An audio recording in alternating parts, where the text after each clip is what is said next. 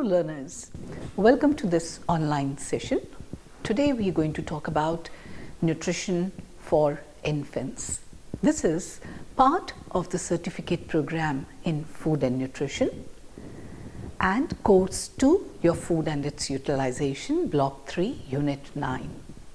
I am Professor Deeksha Kapoor from the discipline of nutritional sciences, Indira Gandhi National Open University. So learners, you may recall studying about nutrition during pregnancy in our last session. There we looked at the changes in both the mother and the fetus that makes pregnancy a critical period from growth development point of view.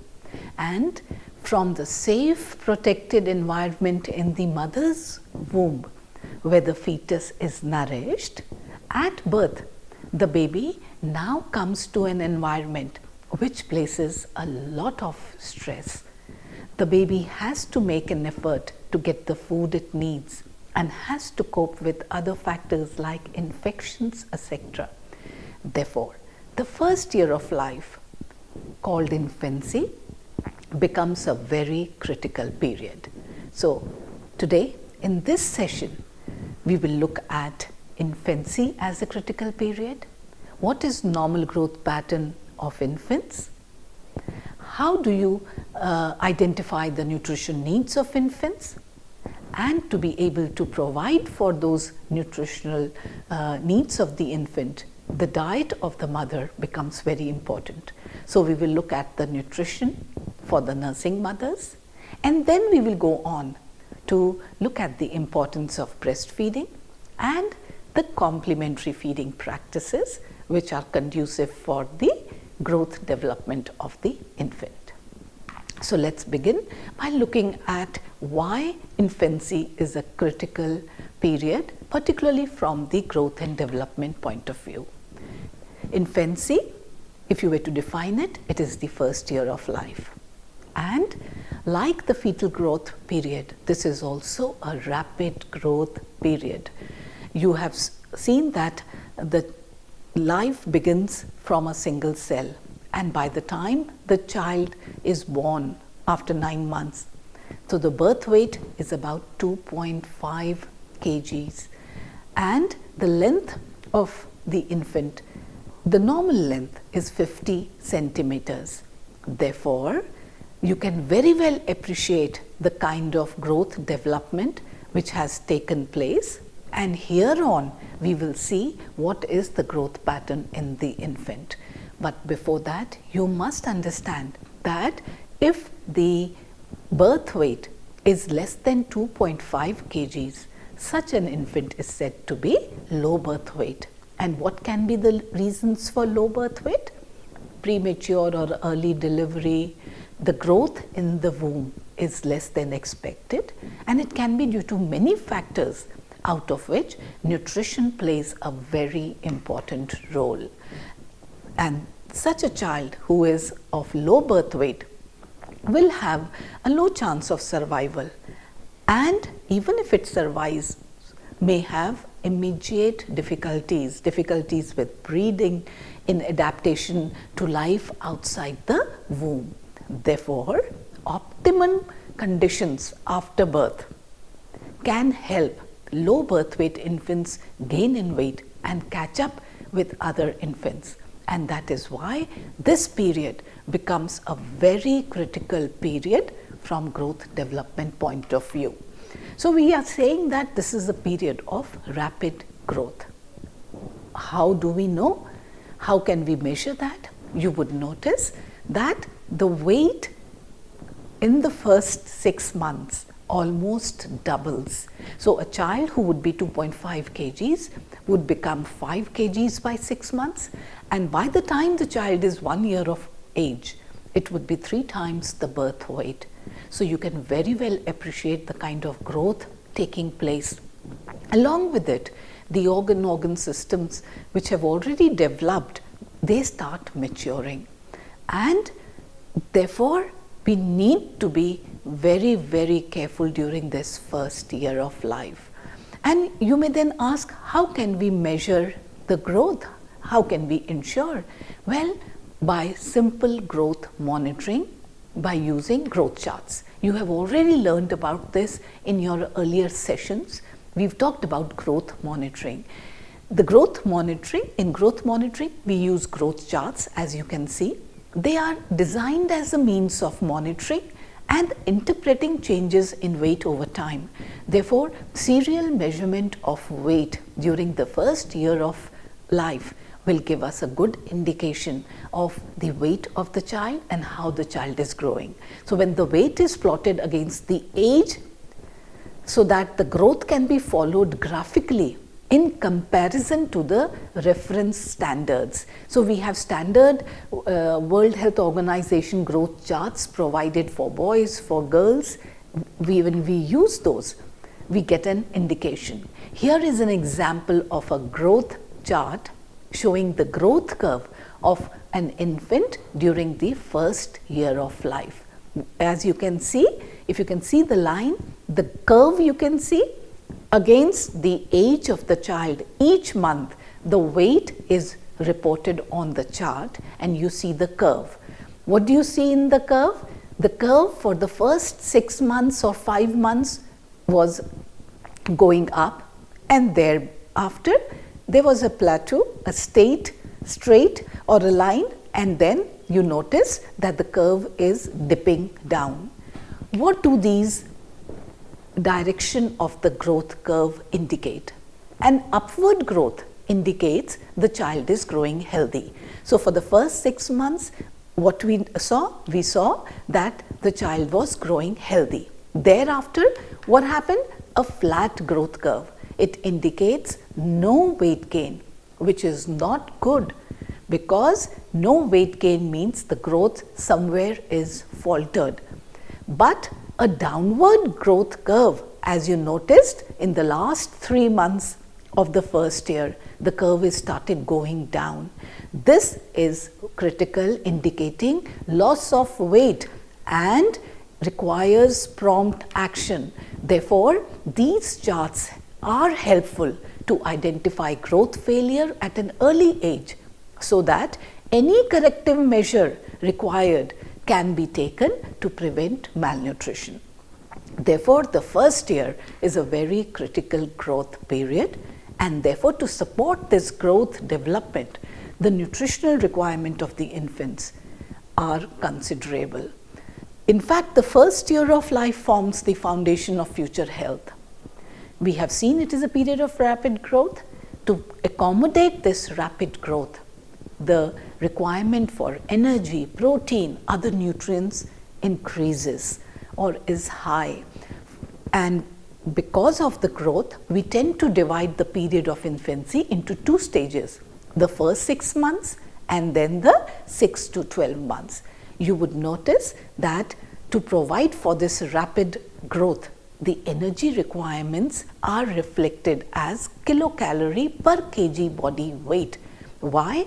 Because of the rapid growth per kg body weight which is taking place. So you would realize that it is about 92 kilocalories per kg body weight in the first 6 months, which may come down a little to 80 kilocalories per kg body weight, but these are high requirements. Though the total requirement, when you would work out for a child, would come to about 550 kilocalories or 560 kilocalories in the first 6 months. How? If you were to multiply 92 into, say, if we take the weight of the child as 5. So that would be roughly about 500 or 550 kilocalories is the total requirement. But you notice per kg body weight, the requirement is high. To help you understand this, compare it with the requirement for an adult male, sedentary male. The total requirement is 2130 kilocalories. For an adult, about 65 kgs in weight. If you were to convert it in terms of per kg calories per kg per day, it only works out to 32 kilocalories per kg per day. So here you realize that the energy is not required for growth development, because by adulthood all growth development is completed. We only need energy to maintain the body functions, whereas in infancy the requirements are high to provide for growth, and so are the requirement for proteins. We know that the protein is the main nutrient which helps in tissue synthesis, in the growth of the body. Therefore, as compared to a normal adult who may require only 0.83 grams per kg body weight of protein, during infancy the requirement in the first 6 months can be as much as 1.16 grams per kg body weight and about 1.04 grams in the next 6 months or the second half of infancy. So from this you can very well appreciate how the nutrient need increases to provide for the rapid growth development we have just talked about. What about the need for vitamin minerals? Like the energy and protein requirement, which are very high, the need for other vitamins like vitamin C, B complex vitamins, they are all high to accommodate the high energy needs. In addition, we would need vitamin A, we would need iodine, we would need iron, the requirement for which is considerably high during infancy, and being able to meet this requirement therefore becomes very important. How do we meet this requirement? Well, the nutrient need of the infants is met for the first 6 months by breast milk. So breastfeeding is the best way to meet the nutrient requirement. In fact, breast milk is the sole source of energy up to 6 months of age. We will talk about the importance of breast feeding in a while from now, but you must understand that to be able to provide the nutrient from the breast milk, the diet of the mother becomes very important. The mother has to nourish her infant. Therefore, the nursing mother or the lactating mother should eat an adequate diet. Her diet will directly impact on the health of the infant. Now, since the growth and development we have seen is very critical during the first year of life, therefore the nutrient needs of the child has to be met from the diet of the mother. As a result, the nutritional requirement for the mother also increases immensely. Like in pregnancy, we talked about increased requirement during lactation. We tend to divide the period of lactation into 2 phases. The first 6 months of lactation after birth and then the next 6 months, 6 to 12 months. And you would see that since the first 6 months, the child is totally dependent on breast milk to meet the nutrient needs we've just talked about. Therefore, the requirement of the mother so as to provide for those additional energy, protein also goes up. And you would realize that the needs are expressed as additional amount, addition to what she was having when she was non-pregnant or non-lactating. So if we were to take a sedentary lifestyle woman who is now lactating in the first 6 months, extra calories to meet or to provide for that milk. Therefore, these additional requirements are to increase the volume of milk produced, and it is assumed that during the first 6 months about 750 ml per day approximately is the amount produced. Along with the amount, the quality of breast milk will also be influenced by the kind of nutrients the mother is taking.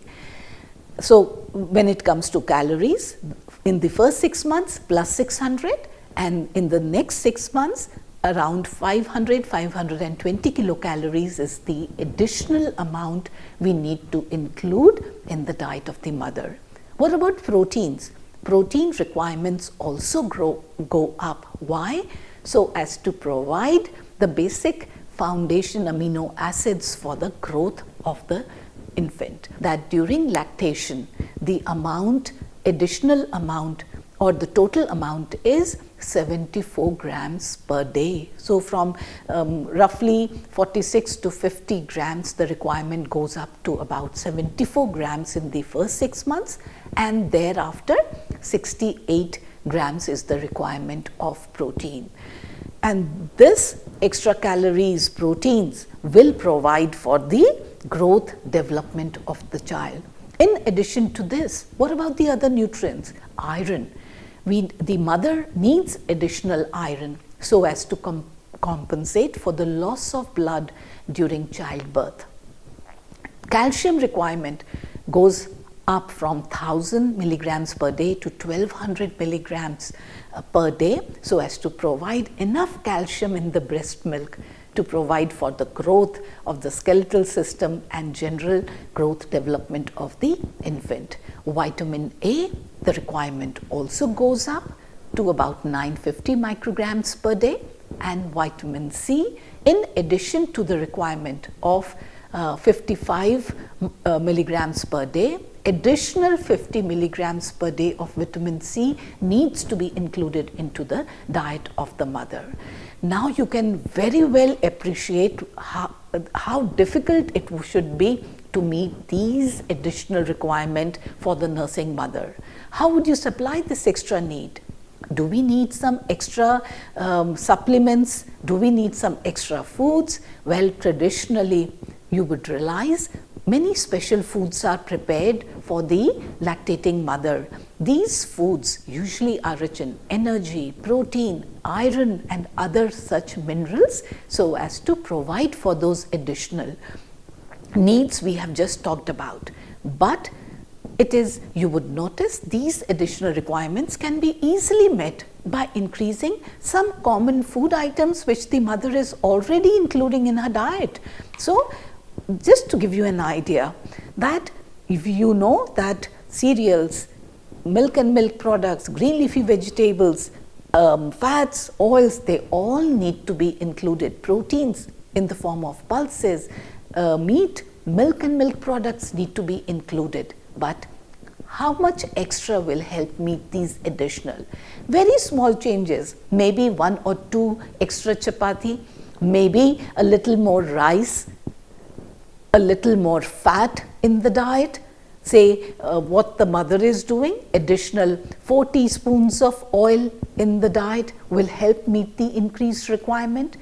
A little more milk, a little more dal, 1 katori extra dal, maybe 1 cup extra milk, a little curd, nuts about 25 grams, and lots of green leafy vegetables and other fruits and vegetables will go a long way in meeting the nutrient needs of the mother so as to be able to provide adequate milk and good quality milk for lactation. So, I hope you've understood why the diet of the mother, nursing mother, becomes important from the infant point of view. So, now coming back to breastfeeding. Why breastfeeding is important for the child? In fact, it is the sole food, the only food for the first 6 months for the child. It is good, it is the best because it is of the right composition in terms of nutrients which the child needs. So, it contains adequate nutrients to meet the nutritional needs of the infant. It is easily absorbed and digested. It is rich in substances which protect the body from many infections and diseases. Then it is so economical, it is convenient and clean. It protects the infants from allergies, and milk supply automatically adjusts to baby's need. Therefore, we need to emphasize and promote breastfeeding. Now, the important point here is that when do we start breastfeeding? Breastfeed the baby within an hour of birth. Sometimes in certain communities it may be delayed. colostrum, the first thick milk produced, may be discarded or not given to the child. This practice is wrong. Feed colostrum to the baby. That is why the child should be put on the breast within an hour of birth. Let the baby be fed on demand. Encourage cleanliness of the breast, cleanliness of the surroundings. Encourage exclusive breastfeeding up to 6 months of age. The child does not need anything else. The entire needs can be met by breast milk, and breastfeed as long as possible up to 2 years of age. Further, many a times you would notice the child may suffer from infections like diarrhea, and mothers tend to discontinue breastfeeding. This is a wrong practice. Continue breastfeeding even during a period of fever, diarrhea or illness. And if the diarrhea is bad, you may use the ORS solution to prevent and correct dehydration in such infants. But normally, breast milk will take care of any infection or other problem. What other management of breastfeeding aspects we need to consider for the mother? If the infant is too weak and not able to suckle the breast, in those conditions, we can express the milk and feed this expressed milk whichever way is convenient. If you're using a spoon and a katori, it should be clean. Then breastfeed in a calm and quiet environment. When the mother is stressed, she may find lactation or breastfeeding difficult. Therefore, a calm and quiet environment and a calm state of mind will help in producing milk and a successful lactation. No food should be withheld unless it causes distress to infant. Sometimes the mothers may tend to remove certain food thinking it may be agreeable to the infant. We needn't do it because it can harm the quality and quantity of milk. Then caffeine, alcohol, artificial sweeteners, they need to be avoided from the diet of the mother during lactation because these substances can pass through the breast milk into the infant. Now, in certain conditions like illness, mother cannot provide breastfeed. What do we do? In those situations, you may give the other milk like the cow's milk, buffalo's milk, but the first 9 months it should be avoided, and even if they have to be given, it has to be diluted. Cleanliness is very important, and such milk needs to be boiled to kill the harmful bacteria. The bottles or the spoon and the utensils used need to be clean so that the child is not infected. Do not use leftover milk. These are certain precautions you need to take. Wash all bottles, nipples, spoon, cups with soap and water. Sterilize all bottles by immersing them in boiling water. Boil milk after dilution. Now, this is the first 6 months when only breast milk is to be given.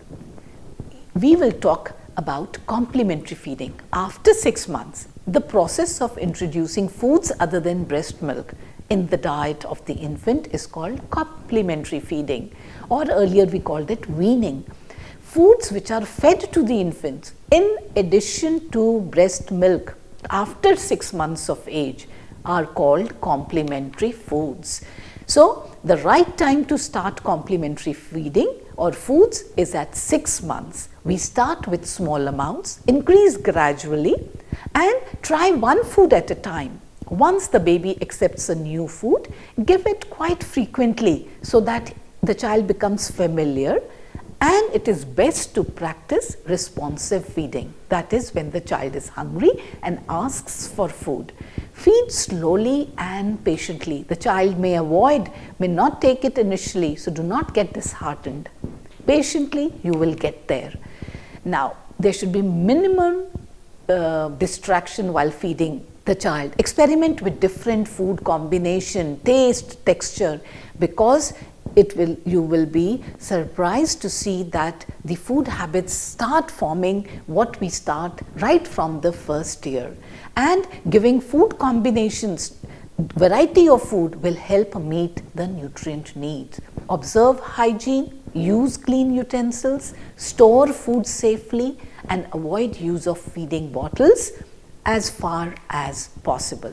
Now, what kind of food to be given? Normally, at 6 months, we may start with a cereal in the form of a thin porridge like the rice wheat porridge, or maybe small piece of roti or a bread or a little boiled nicely mashed rice added to milk made into a thin paste, and that added with sugar or with a little butter oil fed to the child.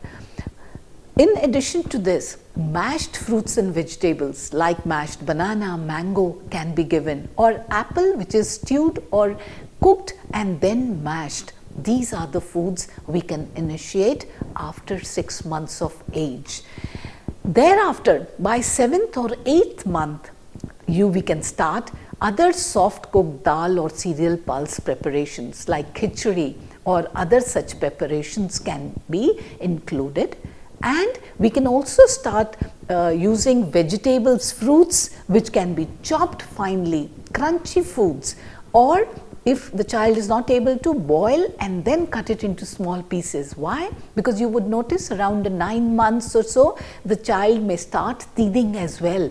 So he may need these crunchy foods that will help.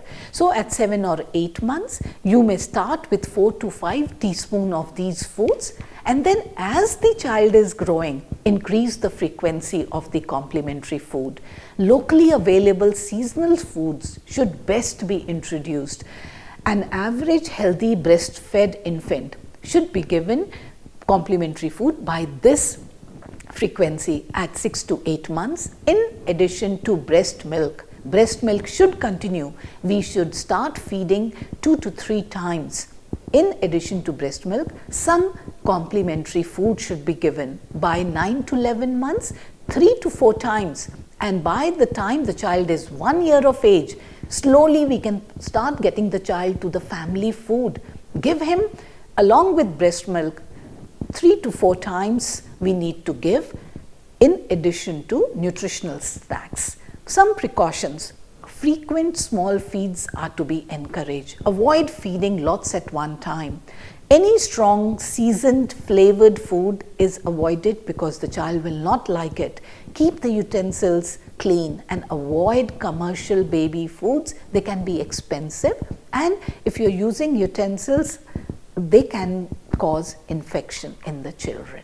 So, as you can see, we've talked about nutritional needs of the infant and how to meet the nutritional needs through breastfeeding, complementary foods, and the diet of the lactating mother goes a long way in meeting the requirements. Thank you for your patient hearing.